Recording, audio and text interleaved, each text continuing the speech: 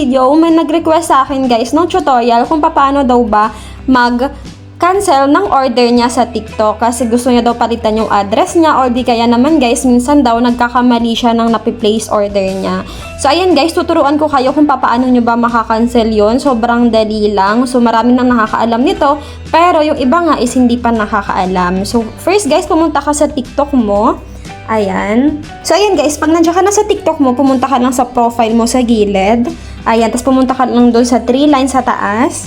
Tapos pumunta ka sa settings and privacy. Pag nandiyan ka na guys, makikita mo tong your order. So, dito mo guys makikita yung mga ino-order mo sa TikTok. I-click mo lang yan. Ayan, i-click mo lang yung orders. Tapos guys, dito na makikita yung mga in-order mo. Yung mga tapos na, yung mga dumating na sa'yo. O di kaya yung mga kaka-order mo pa lang. So, example guys, piliin mo yung product na gusto mong i-cancel. Halimbawa, gusto mong palitan ng address or di kaya nagkamali ka lang, na-place order mo lang siya. I-click mo lang yun guys. So, example, yan. So, as you can see guys, i-scroll mo lang. So, makikita mo dito guys sa baba yung change address o di kaya cancel order. Kung halimbawa guys, gusto mo lang naman palitan yung address mo, pindutin mo lang guys yung change address para hindi mo na kailangan i-cancel yung order mo. Pero kung gusto mo talaga guys i-cancel, ayan, kasi meron kang dahilan, pindutin mo lang guys yung cancel. Ayan.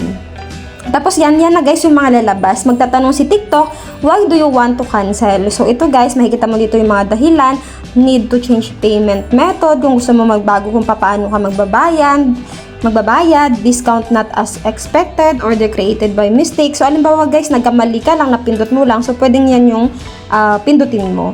Pero halimbawa guys, katulad ng iba pa dito, better price available, wrong delivery information, product wasn't shipped on time. So bahala ka na dyan guys, mamili kung alin dyan yung dahilan mo.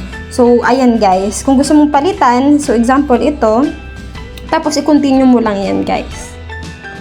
Pag ma-continue mo na yan guys, ayan, mag-upload ka lang guys ng picture or video, pero optional lang naman siya guys. Tapos pwede ka rin dito mag-message, mag-iwan ka ng message para mabasa yan ng seller. So, bahala ka na yan dyan guys, pero optional pa rin naman yan kung gusto mo. Tapos i-continue mo lang siya.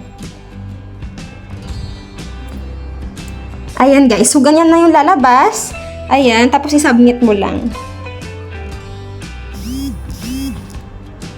So, ayan na guys. So, na-cancel na po ang order natin. So, okay na doon. Order canceled na yung nakalagay sa taas. Tapos, okay na yung 3. Ayan. So, ganun lang guys. Tapos, i-back nyo na yan. I-refresh nyo lang.